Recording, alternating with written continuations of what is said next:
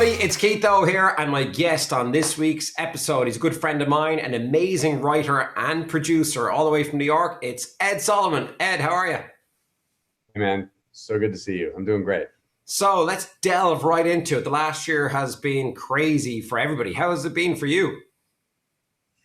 Well, on a personal level, all the stresses and pressures and the craziness, I've had some personal disappointments, let's say. But on a work level, I've been really lucky because we got a movie that shot during COVID, which was in and of itself, kind of an interesting experience. That movie's coming out next year, and I'm lucky in that I get to do my job alone in my apartment if I need to. So I don't have the negative effects of COVID in the same exact ways. I miss a lot of my friends and I miss hanging out, but don't we all? And did you get to go on set with the movie that you're talking about, or did you work on it from your apartment there in New York? I tried to work on it from the apartment, but it didn't work out. So I ended up having to go. Drove to Detroit, which is where we shot it. We had very strict we had very strict COVID protocols in place. We had, a COVID monitoring team. We had, of course, the masks. We had to do testing every other day. We stayed in a hotel where I think we had like 4 or 5 floors of the hotel with an exclusive elevator. We weren't allowed out at night. You couldn't go to bars, couldn't go to restaurants. We had one room that we could all agree to socialize in that was glassed off. And it was, quite strict, all for the purposes of the non-life-saving event of just making a silly old movie. Now you've written and co-written, some amazing movies over the years. I know you've written Men in Black, and also the Now You See Me movies, Bill and Ted.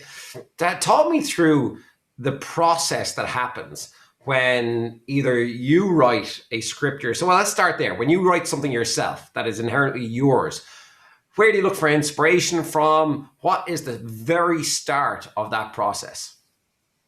For me, it's an emotional body feeling. It's not the intellectual idea, like, oh, this is a good movie. It's, oh, I can feel myself pulled. That's the whole key. To me, an idea is nothing. People are always searching for these high concept ideas. Here's an idea for a movie. An idea to me is meaningless. It's all about what are you interested in? To me, an idea is a window or a door through which you go to pursue your own curiosity. And if you go in deep enough and deep enough and deep enough, you develop something that I think is more important than passion, which is something that everyone always says, you have to be passionate about a project. I say, no, you have to be curious. You have to be interested. And if you're curious and interested, that's a much longer, much more meaningful trail to follow that leads to something more deep than passion, which is intimacy, deep affection. That's where I like to go. So as long as my body tells me, ooh, I need to lean in, I know I'm on the right path. Well, that's really interesting you mentioned curiosity, because right now where I am at in my life, I'm advising everybody, if you like, to be infinitely curious about everything. I hear people say a lot, oh, I can't stand that. Oh, I wouldn't try that. And I'm kind of even curious about that mindset in and of itself, that people just knock things straight away and won't try them. So I love the fact that curiosity is part of your process. And tell me this, if you just had a blank page right now, is that the way you start? You just start at a blank page, or do you look for inspiration in other movies or books? So for me, when I write my live shows, like I look back certainly in history as to what has been done in the past. And then I just jam out ideas with some friends. Is the process kind of similar for you, or how does that come about? One of the things when you've been doing this a long time is to teach yourself that there is no specific method that works, at least for me. In other words, every idea that I have seems to want to be written a different way. And part of the gig for me is getting to understand that idea and what the idea wants from me as a writer. I don't mean that to sound pretentious, but it's like when you have a child. You have kids, I have kids. Yep. Before I had kids, I thought, when I have a child, it's going to be like this. And then I found out we're going to have a boy, Evan, who you know, yep, who you've met, who you've hypnotized. You got him to be unable to get his tongue from the roof of his own mouth. I remember it well. You hacked into him in certain ways that still to this day freak him out, let me just say. But before he was born, I thought to myself, I'm going to have a boy. And it sounds like, what is it? Oklahoma, my boy Bill. When I'm going to have a boy, and when I have a boy, it's going to be like this. And then what happens is the child is born. And suddenly it is no longer, how am I trying to force this kid into a preordained idea of what I thought a child would be? It's, what is this child telling me about who he is? And then when Liv was born, who you also know, Yep. well, it was a whole other thing. Liv wanted to be raised, needed to be raised in an entirely different way, different than Evan was. So to me, every idea is like that. And I have found that when I go, well, this is how I write, I do this, and then I do this, that it's a death knell for the project. So I begin every project with this sense of not just how does this want to be written, but literally, how do you write?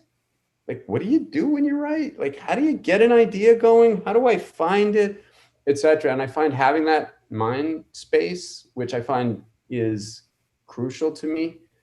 It is both a natural boot up state as well as a tactical stance that I know I need to take. Don't let yourself get cocky on this. Don't let yourself think you know how you do it. That's for me. Well, it's interesting when you mentioned mind state, because, you know, that's a large part of my life is mindset. It's meditation, creative visualization. And for different people, that means different things.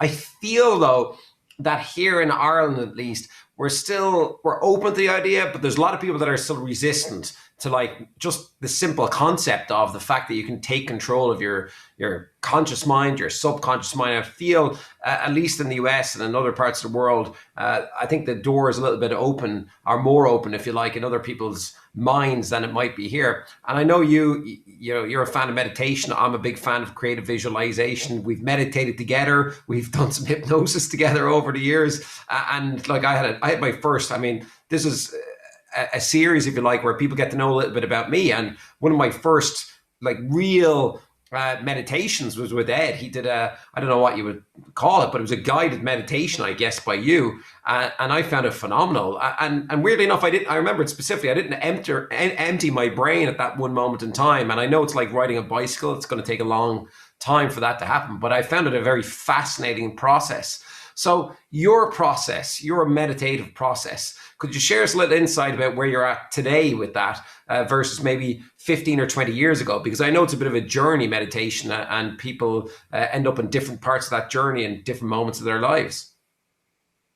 For the first point of what you said, this thing about being open, creative visualization, or whatever it is that you call it, I think it is very easy for me to say that I don't have a lot of confidence as a writer, but I do have faith. Okay. And what I mean by that is faith that if I stay with this long enough, if I get knocked down and I get back up and I keep going, I'm going to find the right idea.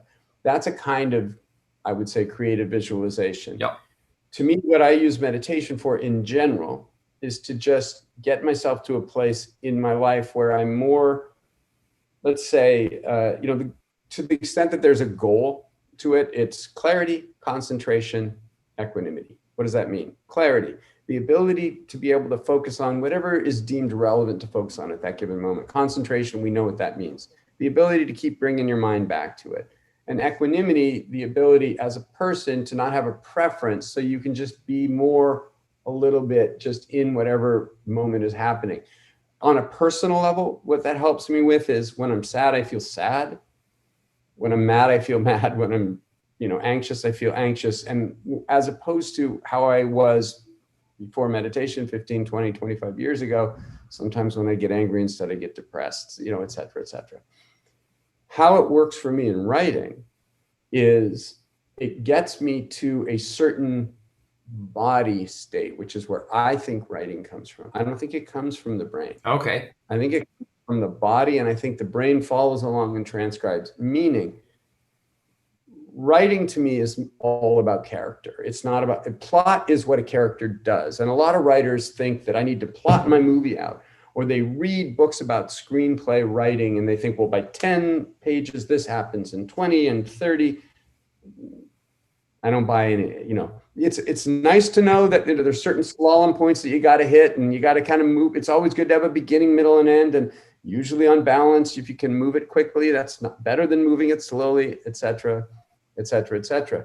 But to me, sometimes meditation gets me to a place where I can be open. Okay. And this is where I think you were just talking about. I don't know if it's an American thing or not. Because a lot of my teacher and his teachers aren't American, Yep. but I do think it's about, for me, being open and saying yes to more things, being open to all the input from the world that's coming in, all the ideas, whatever, and trusting that when the time is right, I will begin to assimilate some of those ideas and put them into sort of form. When I am most struggling, I don't know if it's self hypnosis because I don't really do that, but when I need to give myself a little cue, a little Yep. verbal cue, like when an actor walks out on stage and you whisper to them something that's going to give them how to play the scene or something. My cue is often open. I will often use that word to myself, or finish a meditation session, which I don't tend to meditate about work. I tend to meditate just following a meditation technique, which is not to me about clearing the mind, as you said, but rather utilizing whatever is going on in your mind as an object of focus to just help bring you into the present moment. But sometimes when I finish and I'm ready to begin, let's say, my writing day, I will just give myself a word, open. What does that mean? Just be available to whatever comes and let yourself be surprised. Let yourself collaborate with it. Don't try to over control it. Just be open. Well, that's really And that helps. that's really interesting. And I'll tell you, I've talked to a lot of people who, practice a lot of different forms of, yoga, meditation, all of these different things that are fantastic for mindfulness. I've heard some strange stories. I'm going to tell you this. I've heard some odd stories, and I'm interested if you've heard any odd stories about, and this is specific now, and I hope not to offend anybody because I know nothing about it, okay? Absolutely nothing. I haven't even researched it, if I'm honest. But I've heard some weird stories about, specifically, about Kundalini. Do you know anything about Kundalini? Only I've heard about it and in reputation, but no, I've never practiced it or done it. Okay, so I don't know anything about it, but I've heard, like, I've actually stood face to face with somebody who swore to me blind, that he actually, I can't even say this with a straight face, but he swore to me blind that he grew a tail from going so far into deep Kundalini meditation. No, but I swear, he swore to me blind, and then he swore to me that he had. Pants? Oh, sorry, I shouldn't say Yeah. that on No, it's fine. We can say anything we want. And then he swore to me that he had to go and get it surgically removed. And I'm like looking at this guy going, all right, I might not practice that form of meditation. And it was very strange. But I've heard a few stories like that. But I'm more interested. Have you ever heard of anybody being adversely affected? I know it's weird, right? Have you ever heard of anybody being adversely affected by meditation? Anybody who's had bad experiences, or if you found predominantly it's all good? I'm still just I laughing at the know tail. it's nuts, Uh, right? it's nuts. Although, yeah, maybe he grew nuts. I don't know. It, no, here's the thing. Like with anything, there are bad teachers, there are bad uses of Right. things. There are certain forms of, let's call it meditation, that might lead someone down some path, but they're not really true forms of meditation. If you have a good teacher, and if you're really following a technique, a path that is, true, I guess, for lack of a better word, I don't see any negative effects of it. I mean, truly, it's like taking a nap. There's no, or I should say, I don't need as much sleep. I'm a little bit more of a peaceful individual.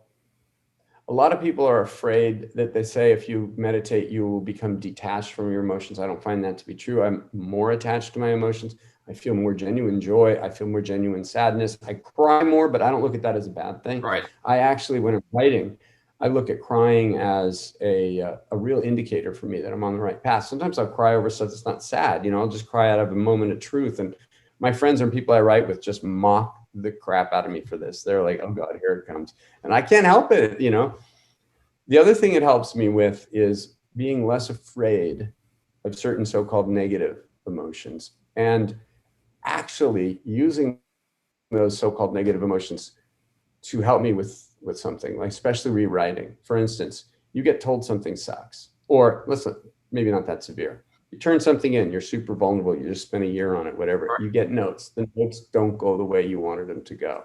You have all sorts of feelings: anger, shame, disappointment, anxiety, fear, like everything comes up. Well, for me, part of the meditation training actually helped me figure out ways to utilize those so-called negative emotions to actually make the next draft better. Okay. Shame, what does that do? If you can live in that feeling for a moment, it creates humility. What does that do? It makes you more open to the feedback, right?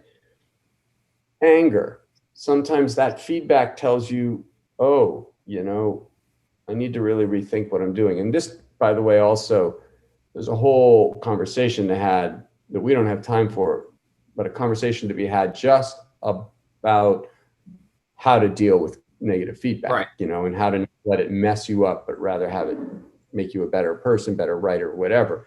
But anger, for instance, for me is exceedingly helpful when I channel it correctly. For instance, I'm stuck in this version of a script that I've been working on for a year. Somebody doesn't respond, and maybe they're correct. I can be angry at that person, but if I channel it into the script, it helps me to have a kind of aggressive stance that lets me almost punch the shit out of it, break the bones of that script, break my own habits with that script, the anger. Anxiety can prompt you to get your ass back in the chair and get working. Fear does the same thing. And as long as you can get your own ego out of the way, meaning rather than do the thing which we naturally do when you get negative feedback, which is get very defensive. Those people are idiots. They don't know what they're talking about or whatever, but rather, let me just listen. Let me just mull. Let me not oversolve it fast, because our brains, as you know, there are tools, and our brains, when we're living in a state of not knowing, get anxious.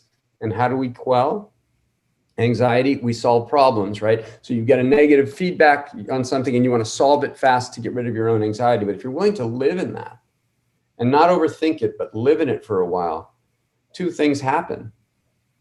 First of all, if the note is bad, you can come back to somebody and say, hey, I thought about your note and blah, blah, blah. And what you usually get, thank you for thinking about it. That's the most important thing. But what you often get is, oh, I see what they were saying. But the problem wasn't here, it was actually there. Like any good doctor, right? You go to a doctor because you're having a neck problem. A good doctor doesn't just look at your neck. They say, what kind of shoes are you wearing? You sitting on your wallet? What kind of chair are you sitting in? Do you exercise? Do you stand? There's a holistic approach to looking at a specific issue. And the same is true, I find, in my writing, which is, let's say I give you my script to read and you go, I got bored on page 70. It might be because I didn't do something on page 20, but you don't often see that if you try to solve it quickly. Well, I love what you said there. I'm going to steal it, by the way, from my own mindset. Break the bones of the script. So I'm going to start using that in my own work. Just the concept of stay there till you break the bones of it. I love that. Well, there's a real phrase, I don't know if you have it there, but break story.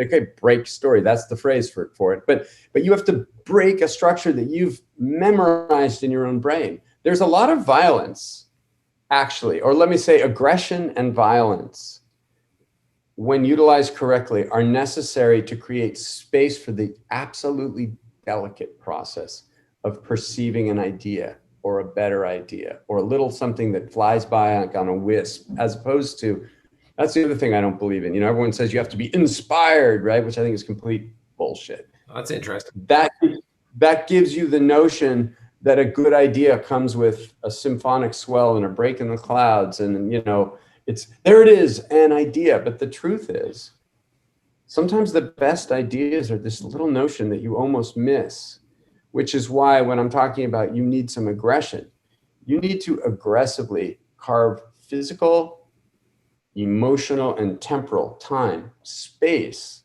to write, I feel, to be wrong, to have time to mull, to not make, quote, progress, and also to be able to recognize something that doesn't come with bells and whistles or a big symphonic swell, but is just a simple notion that needs to be pursued, that may, if you follow it long enough, provide you the real clues to to where your story is trying to take you. In order to do that, it requires a kind of violence. You have to physically get people out of your life. You have to physically get your habits away. You have to physically make sure this thing doesn't get in the way. You have to do things that require some aggression to make it so that you have whatever it is that you need.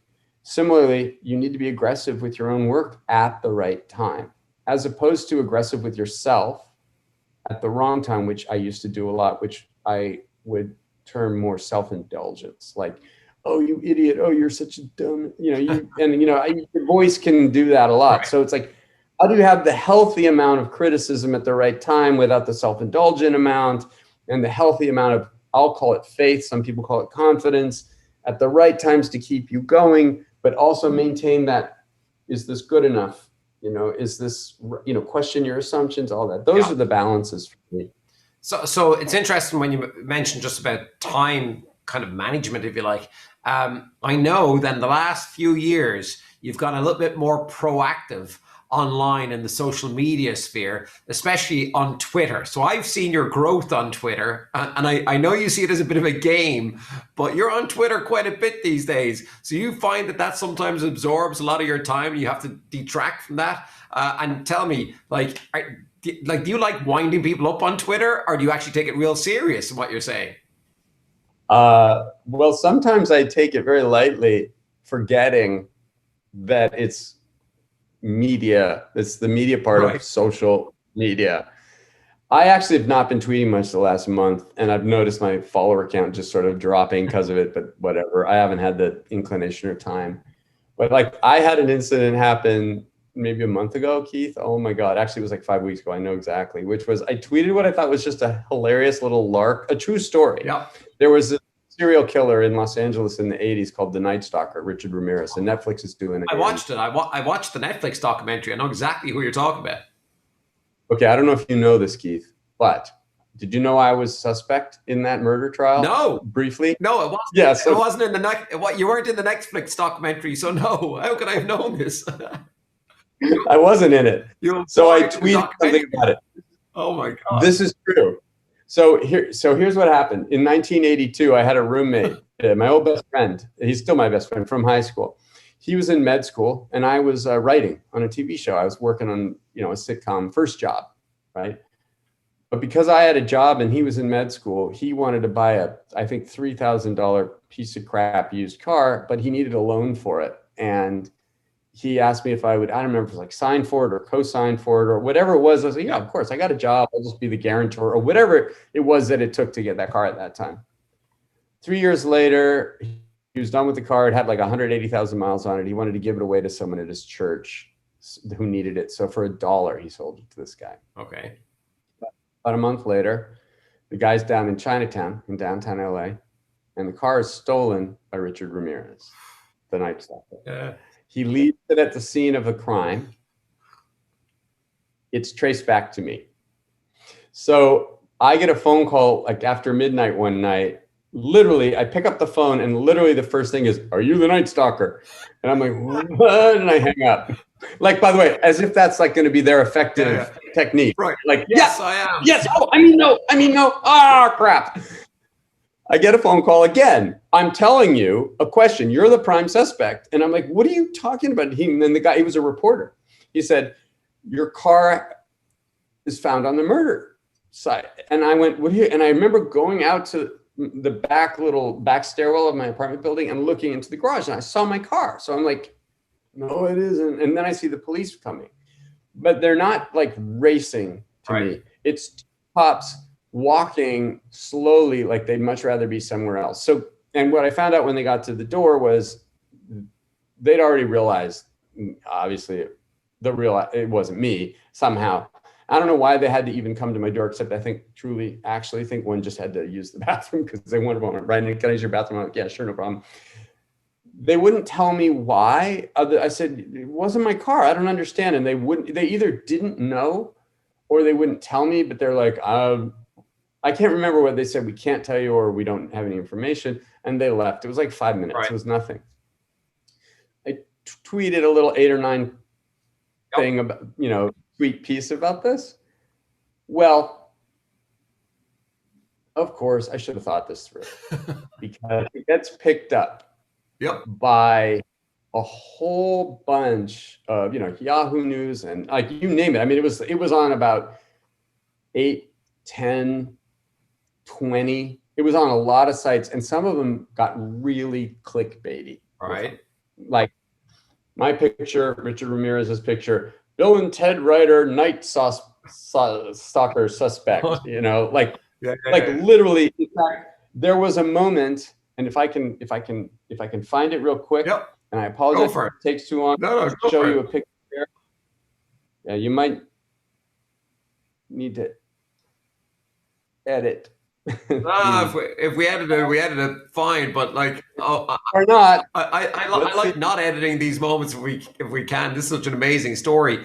I'm interested to see what happened with this tweet, where it went, because I still you have me hanging on bated breath here. I'm wondering where did this go. So so it was like an 8 tweet thread, right? There was an 8 or 9 tweet thread, which then turned into a series of these articles. And I'm trying to find, because Liv, my daughter, sent me this. If I can just find it fast enough. I hate to. No, no, that's She, fine. she sent me this picture. If I can find it. Here it is. I'm gonna try and show it to you on here. Yeah, Let's see. yeah. There we go. It might not. There you go. There You we see go. that? Yeah, yeah, yeah. I see it perfectly. Yeah, yeah, That's yeah. Richard Ramirez's Wikipedia page. And when you go to Richard Ramirez's Wikipedia page, there's my picture. Because why did I not think of this? So for about a week, and by the way, sadly, I went through a breakup a few months ago, but which makes me a single person. And hilariously, if someone's like girlfriend decide, like some woman I'm interested in, and her girlfriend says, "I'm going to Google this guy for you." Now you're.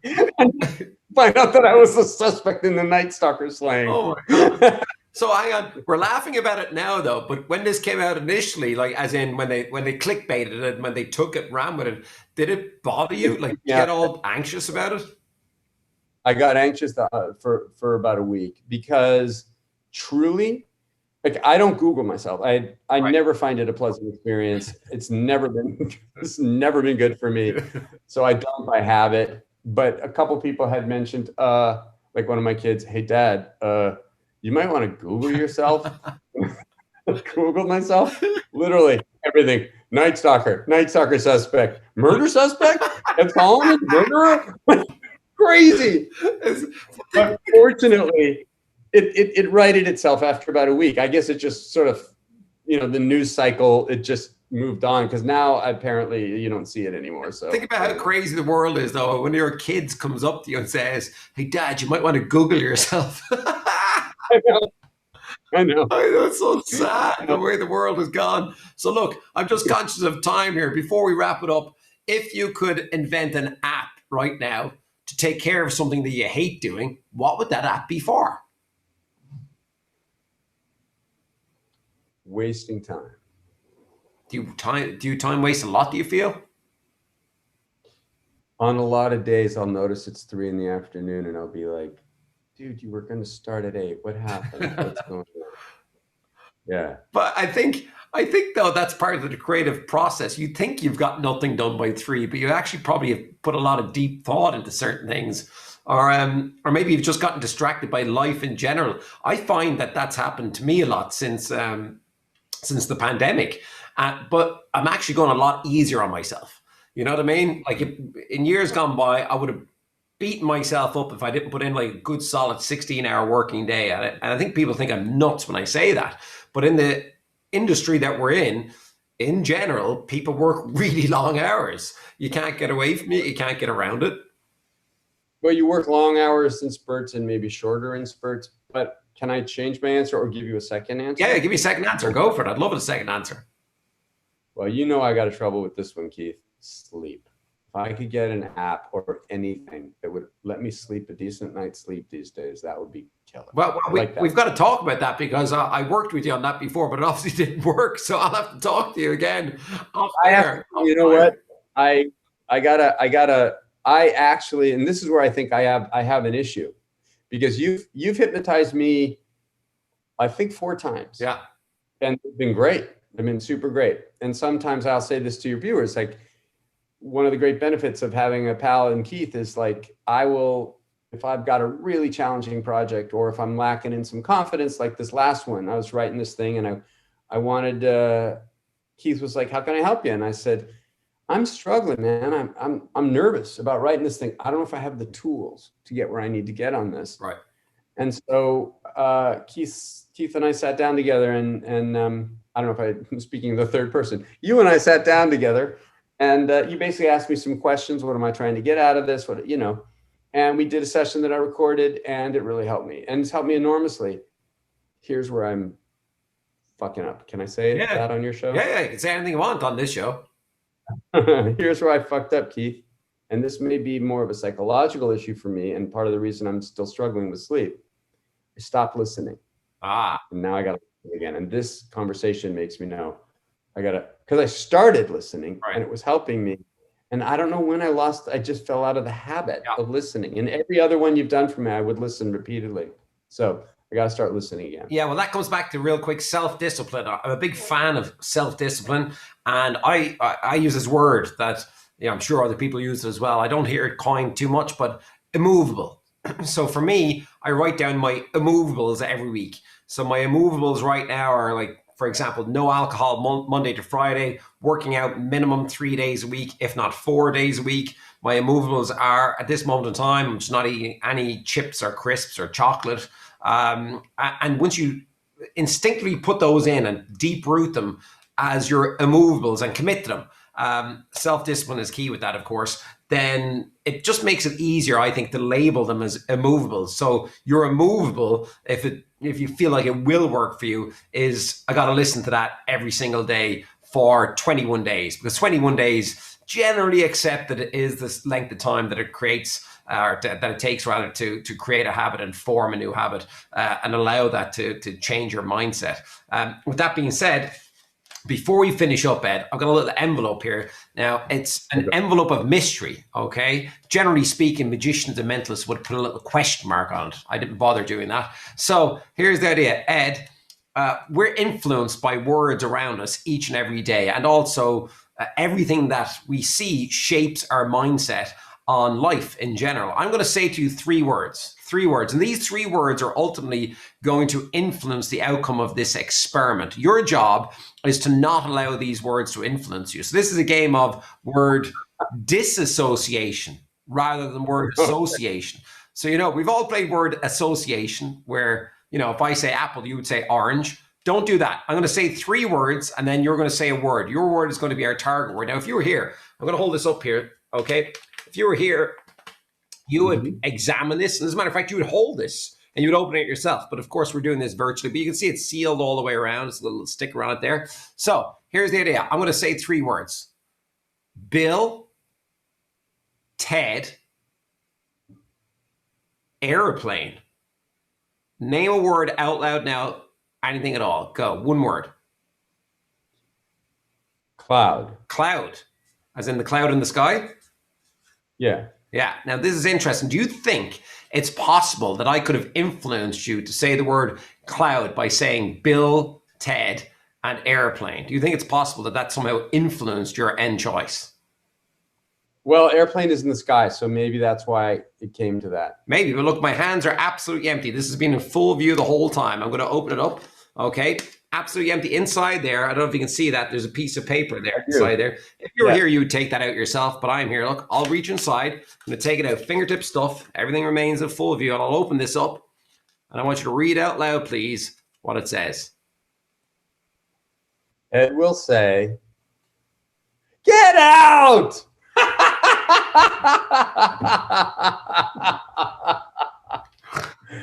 Oh, that's amazing. That's amazing, because there is no way that airplane would have naturally led to cloud. But I was actually thinking, what is just the first word that comes to mind that has nothing to do with Bill, Ted, or airplane? That is weird. Well, dude, I always love watching this. I don't know if I like being the subject of it as much. Well, listen, on a complete side note, we had a random night in Galway one time, which we won't talk about too much about, but Ed was over for the Irish Film Festival, right? You were given a lecture at that. The Galway International Film Festival, yeah. Yeah, I went up, but we had a great day that day where I was performing random impromptu magic and hypnosis and mentalism. I remember it really well. So look, we'll leave it there. Ed, thank you. Yeah, go ahead. No, I was going to say, I saw Keith make many people cry. Oh yes, that is a side effect of what I do. Sometimes I make people, but I, like you, it's a feeling for me. I like a magic and mentalism to push different feelings and not just always be smile and laughter. A lot of the time, yes, but sometimes I like to push those emotional boundaries and see. By the way, not of abuse. Not of abuse. No. You make me cry because I saw you get them in touch with certain things that were very emotional to them. Yeah. That was my red envelope experiment, which I must start again sometime soon. And tell me this, where can people find you? If they want to follow Ed Solomon, if they want to know more about you, follow your thoughts. I know Twitter, so is there anywhere else? Are you on any other platforms or just Twitter? I dropped off Facebook. I'm just Twitter. Ed, what am I? At Ed_Solomon. Yeah. That's what I am. And is there any insight, before we wrap it up completely, let us know right now. What are you working on right now? What can we look out for that we know Ed Solomon's hands have been on? Thank you. Well, later this year, a movie comes out on HBO Max, or it's a Warner Brothers movie, and I don't know if the COVID situation affects its release in one way or another. Yep. I think later in this year at some point, a movie called No Sudden Move. I'm very proud of it. I got to say, it was directed by Steven Soderbergh, who did a beautiful job. It's with Don Cheadle, Benicio del Toro, John Hamm, Ray Liotta, Brendan Fraser. There's some wonderful women in it as well. Amy Seimetz and I'm very jealous. Sorry for interrupting, but I'm very jealous. Just the moment you mentioned that cast, I'm like, all right, I would have loved to have been on the set of that. Is it a movie or a series? It's a movie. I've got, so that's coming out later this year, and I just started a musical. I'm writing a Broadway musical with some folks that I'm really happy to be working with, and working on a television show that I wrote and created. It's another collaboration with Steven, actually, that shoots later in the year. So those are the main issues right now in my creative life. Brilliant. Okay, well, watch out for all of those. Follow Ed_Solomon on Twitter. Ed, can't wait to see you soon for a nice pint of Guinness or whiskey down the line when we get out of all of this. Dude, I cannot wait. I'm going to try and get to the UK, and I'm going to try and get up to Ireland. I'm going to try as soon as that's possible. I would like nothing more. All right. So let's try it. See you soon, buddy. Thanks. Thanks for having me on. Cheers.